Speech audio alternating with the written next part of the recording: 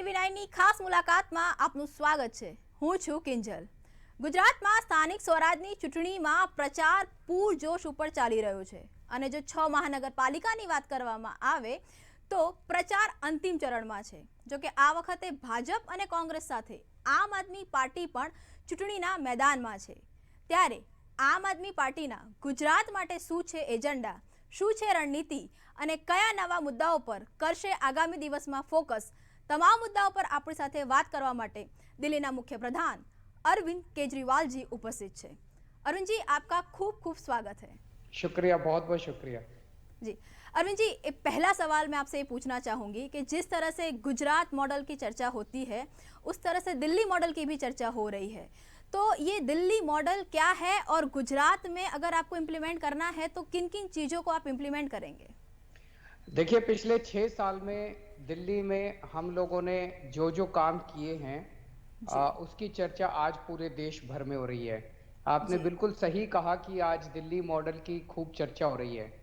तो दिल्ली में हम लोगों ने सरकारी स्कूल बहुत अच्छे कर दिए। पहले सरकारी स्कूलों की हालत बहुत खराब होती थी।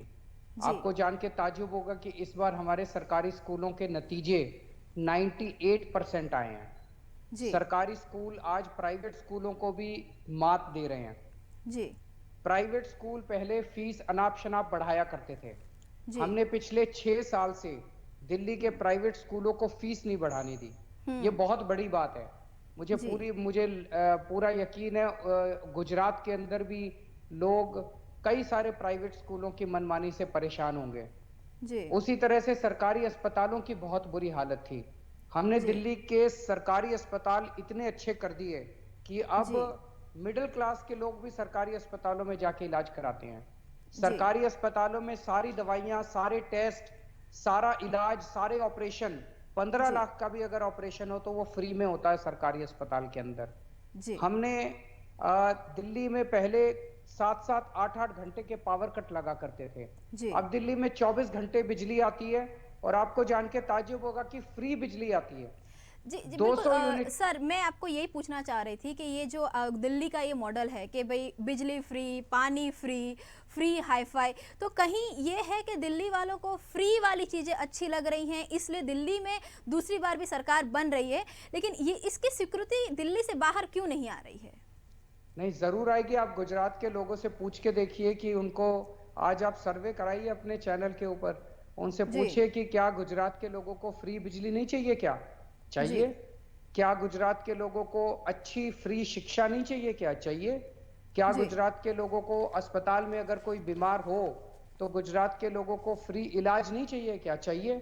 इतनी महंगाई हो गई है, इतनी महंगाई हो गई है कि अगर हम आम आदमी की जिंदगी को थोड़ा सा सहूलियत दे रहे हैं, उनके बच्चों के लिए अच्छी शिक्षा दे रहे हैं, उनके परिवार को अच्छा और फ्री इलाज दे रहे हैं, उनको फ्री बिजली दे रहे हैं, अगर फ्री पानी दे रहे हैं, महिलाओं को बस यात्रा दे रहे हैं, बुजुर्गों को हम फ्री तीर्थ यात्रा करा रहे हैं पूरे देश के अंदर, इसमें बुरा क्या है? हम तो लोगों की सरकार है ना, तो लोगों के लिए काम कर रहे हैं। पैसा चोरी नहीं कर रहे हम लोग। जो पैसा बचता है भ्रष्टाचार रोकने से, उस पैसे को जनता पे खर्च कर रहे हैं। पर सर, आपने बोला कि आप भ्रष्टाचार रोक रहे हैं। अगर हम गुजरात की बात करें तो आम आदमी पार्टी के लिए गुजरात की भूमि बतौर राजनीतिक नई तो नहीं है। 2014 में भी आपने इलेक्शन लड़ा था, 2017 में भी आप थे और अब 2020 के जो स्थानीय इकाई हैं वहाँ पे भी आप हैं। लेकिन गुजरात में ये देखा जा रहा है कि इलेक्शन होता है तब आम आदमी पार्टी के जो फेस हैं वो दिखते हैं, कैंडिडेट दिखते हैं, वर्कर्स दिखते हैं, लेकिन इलेक्शन के बाद गुजरात में ये लोग नहीं दिखते हैं। तो उसके पीछे का क्या रीजन है?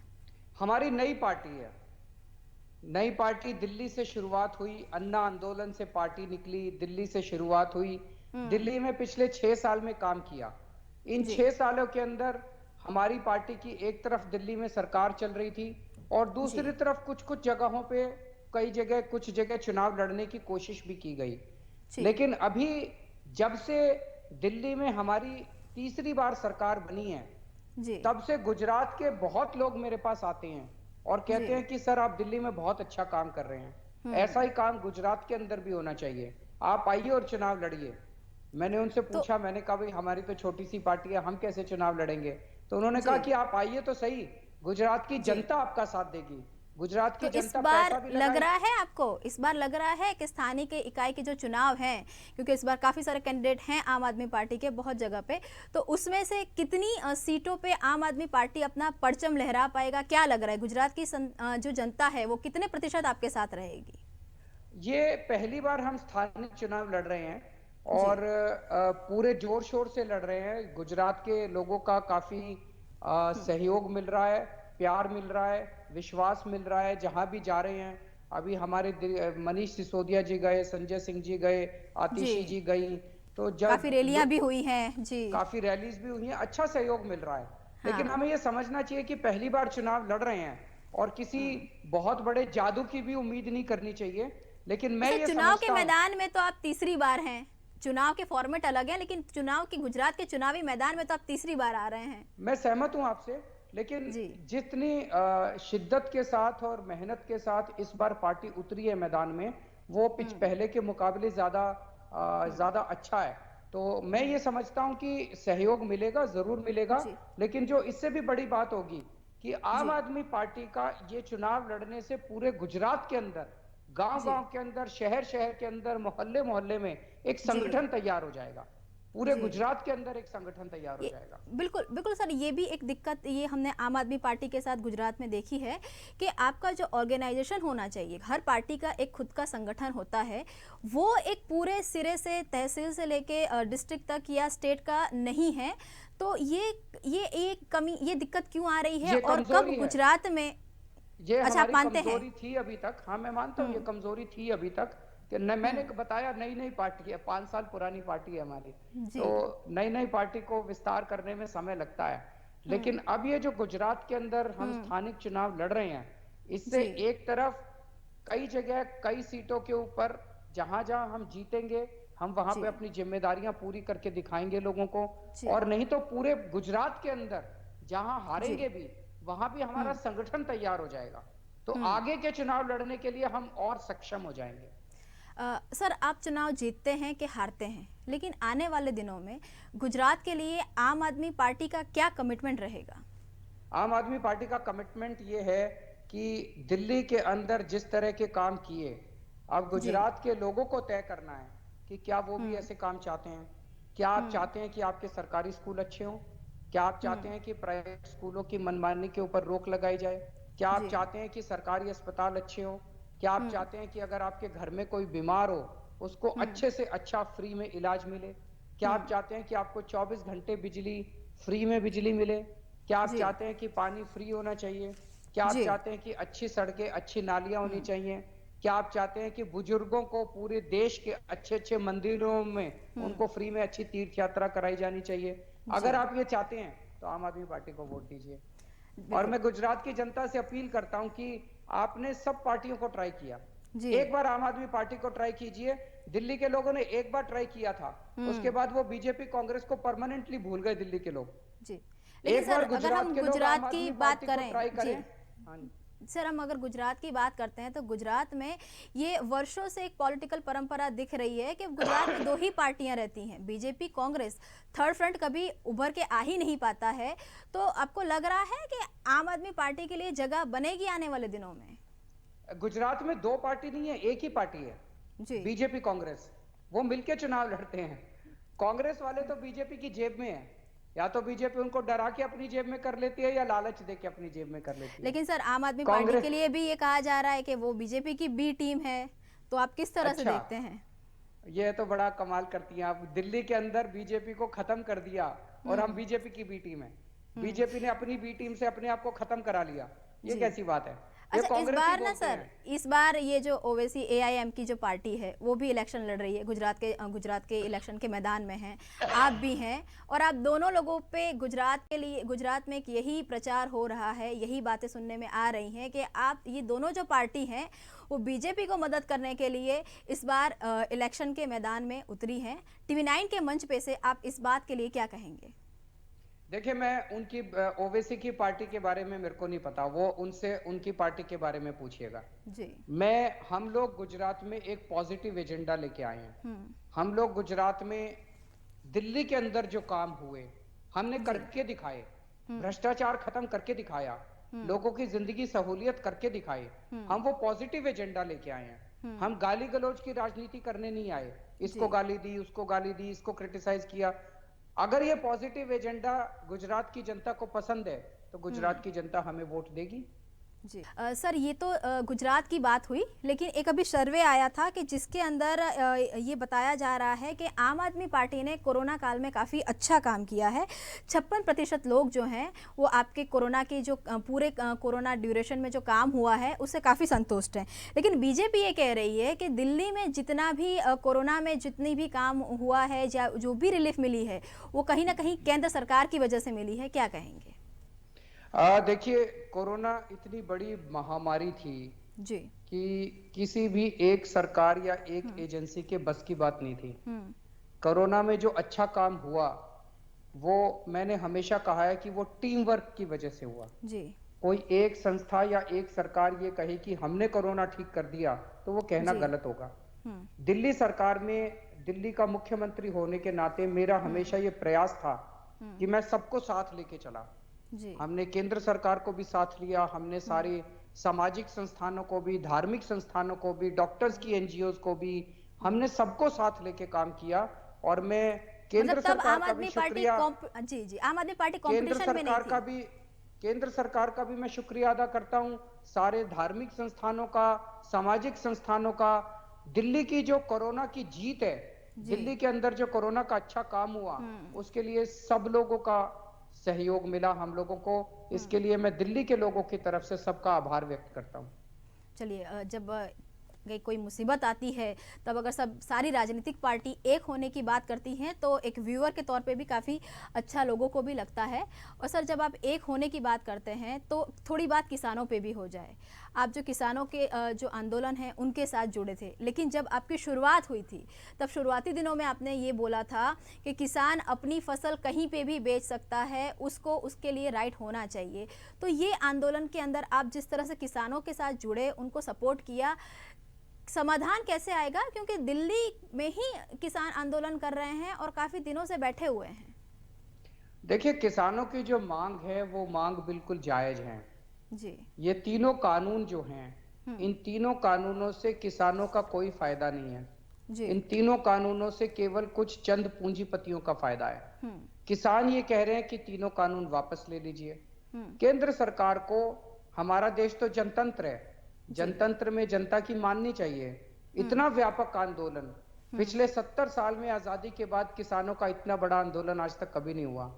मुझे लगता है कि केंद्र सरकार को जनमत का आदर करते हुए किसानों की बात मान के इन तीनों कानूनों को वापस ले लेना चाहिए। सर, आपने भी कहा था कि ये जो केंद्र सरकार का ये जो कानून है वो काला कानून है, तो वो किस तरह से काला कानून है? क्योंकि सामने केंद्र सरकार का भी ये आरोप है कि कुछ जगह के जो किसान हैं वो इस बने हुए किसान हैं, वो इस पूरे मुद्दे को भड़का रहे हैं। नहीं, इसमें बहुत सारी काली चीजें हैं। मैं आपको एक ही चीज बता देता हूँ जी। ये केवल किसानों के खिलाफ नहीं है कानून, जी। ये सारे देश की जनता के खिलाफ भी है। इसमें एसेंशियल कमोडिटीज एक्ट को संशोधन किया जा रहा है।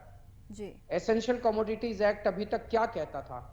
एसेंशियल कमोडिटीज एक्ट ये कहता है कि कोई भी अमीर आदमी अपने पैसे के बल पे किसी भी अनाज को जमाखोरी नहीं कर सकता। क्योंकि अगर किसी के पास मान लीजिए बहुत पैसा है और उसने सारी गेहूं जमा कर ली तो मार्केट से गेहूं खत्म हो जाएगी और गेहूं के दाम बहुत ज्यादा बढ़ जाएंगे। तो एसेंशियल कमोडिटीज एक्ट में था कि कोई भी आदमी जमाखोरी नहीं कर सकता। अगर कोई जमाखोरी करेगा तो वो अपराध होगा और सरकार उसके यहाँ रेड मार के उसका सारा सामान मार्केट में निकाल के उसको जब्त कर सकती है और मार्केट में रिलीज कर सकती है ताकि कीमतें ना बढ़ें। जी। अब जो केंद्र सरकार एसेंशियल कमोडिटीज एक्ट को अमेंड कर रही है, अब संशोधन ये कर दिया गया है कि जमाखोरी अपराध नहीं होगा। कोई आदमी पूंजीपति अपने पैसे के बल पे कितना भी अनाज जमा कर सकता है। आप सोच के देखिए, चना है, दाल है, सब्जियां हैं, गेहूं है, चावल है। अगर ये बड़े बड़े पूंजियों ने अपने स्टोर बना बना के, कईयों ने स्टोर बना लिए हैं, स्टोर बना बना के अगर उन्होंने जमा करना चालू कर दिया, ये चीजों के तो आसमान में चले जाएंगे दाम। तो और अरविंद जी, उसमें आप ये ये लिखा कहना हुआ है, चाह रहे हैं, एक मिनट एक मिनट मैं पूरा अरविंद कर जी, लेता अब हूँ। मैं मेरी एक मिनट एक बात बता दूं। एक मिनट मेरे को जी, बात पूरी करने दीजिए। अच्छा बोलिए। तो उसमें कानून में ये लिखा है कि अगर एक साल में कीमतें जब तक डबल नहीं होती हैं हम्म। किसी भी चीज की, तब तक राज्य सरकार उस पर कोई एक्शन नहीं ले सकती।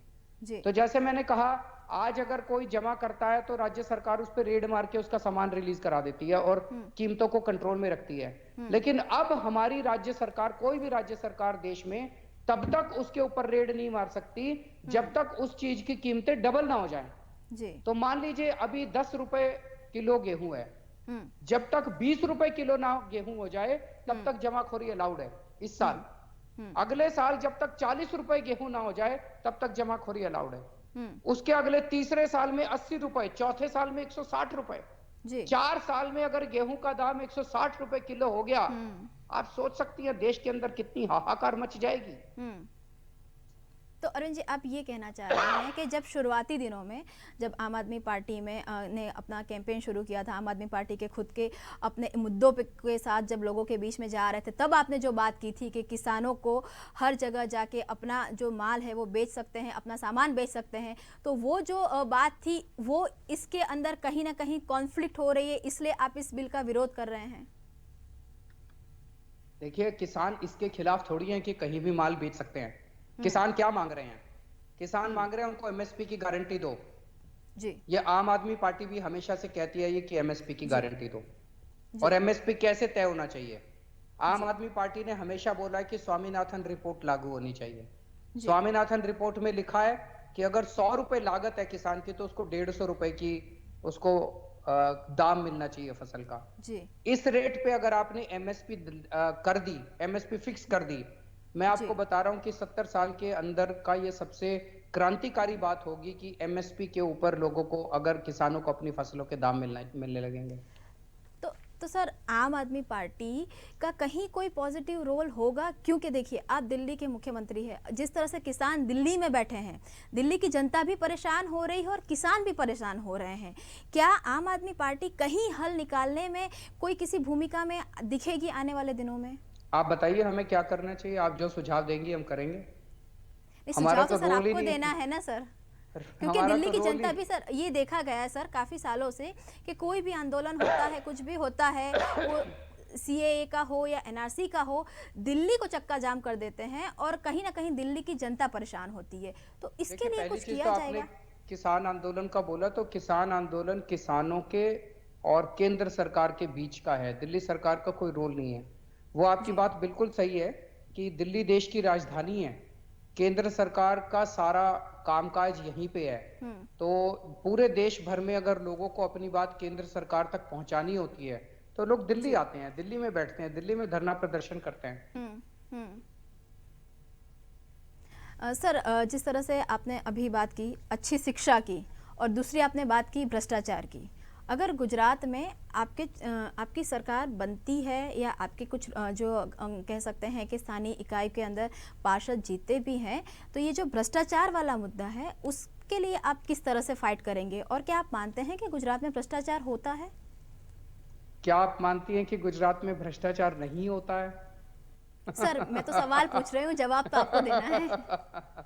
गुजरात की जनता से पूछ के देखिए। मैं आपको नहीं तो। दिल्ली का एक उदाहरण देता हूँ। जी। दिल्ली में हमने ढेरों फ्लाईओवर बनाए हैं पिछले कुछ सालों में। हम्म। हम्म। तो जैसे वजीरपुर का एक फ्लाईओवर बना, वो 325 करोड़ की लागत से बनना था। जी। हमने उसे समय से कम में पूरा कर दिया जी। और 200 करोड़ में पूरा कर दिया।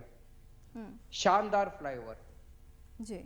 आपने अपनी जिंदगी में, आप तो इतनी सीनियर पत्रकार है, अपनी जिंदगी में कभी सुना है कि जी। 325 करोड़ का सरकारी काम 200 करोड़ में पूरा हो जाता है? हम्म। सरकारी काम अगर 300 करोड़ का होता है तो पूरा होते होते 1000 1500 करोड़ हो जाता है। लागत हम्म। बढ़ती जाती है, बढ़ती जाती है, बढ़ती जाती है। हम्म। एक साल में पूरा होना हो तो वो 4 साल, 5 साल, 10 साल में पूरा होता है। जी। और ये मैं एक फ्लाईओवर की बात नहीं कर रहा। दिल्ली में आज जब से हमारी सरकार बनी है, जितने काम दिल्ली सरकार में हो रहे हैं, सारे काम लागत से कम समय में और कम लागत में हो रहे हैं।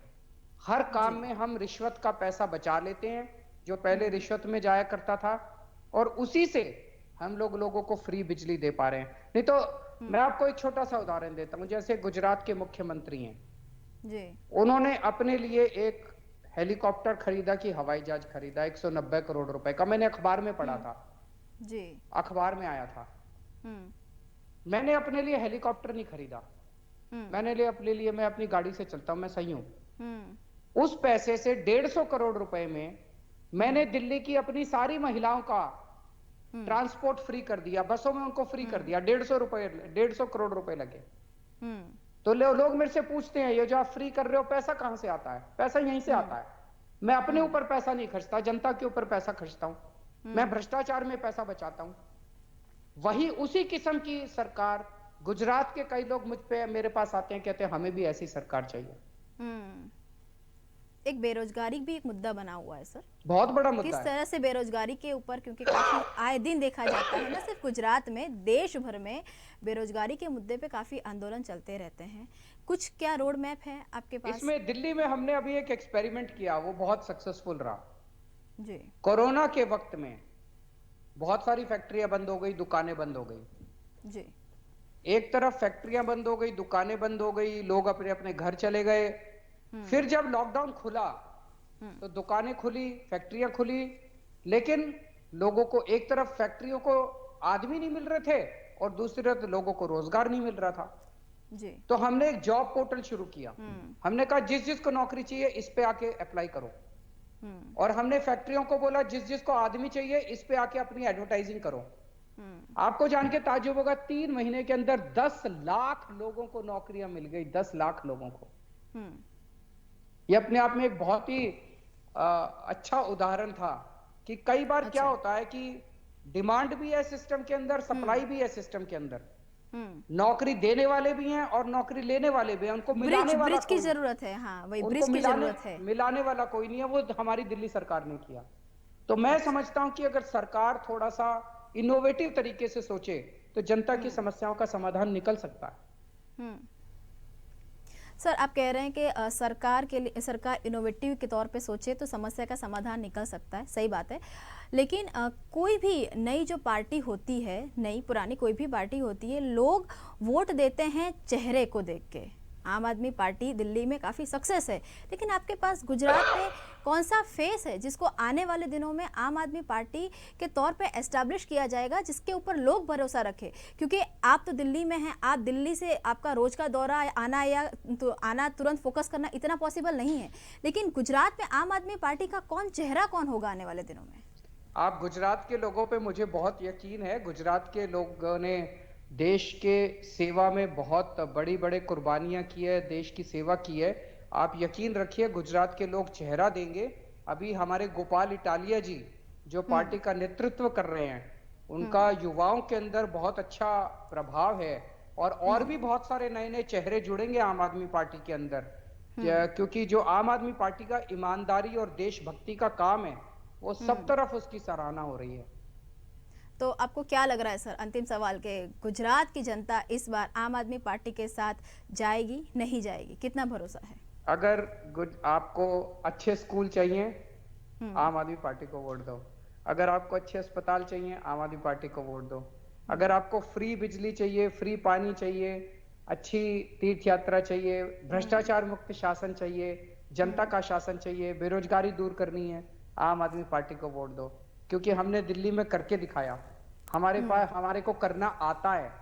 एक मौका आम आदमी पार्टी को देके देखो, आप सारी पार्टी को भूल जाओगे। मतलब अगर दिल्ली मॉडल को गुजरात में अप्लाई करवाना है तो एक बार मौका चाहिए, ये आप कहना चाह रहे हैं? बिल्कुल। चलिए, धन्यवाद सर बहुत हमारे साथ बातचीत करने के लिए। तो आ હતા દિલ્હીના મુખ્યપ્રધાન અરવિંદ કેજરીવાલ।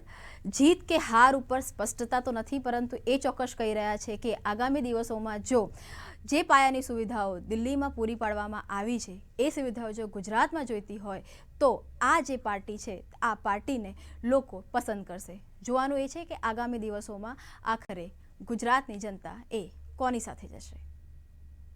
આજ માટે આટલું જ। દેશ અને દુનિયાની ખબરો માટે જોડાયેલા રહો TV9 સાથે।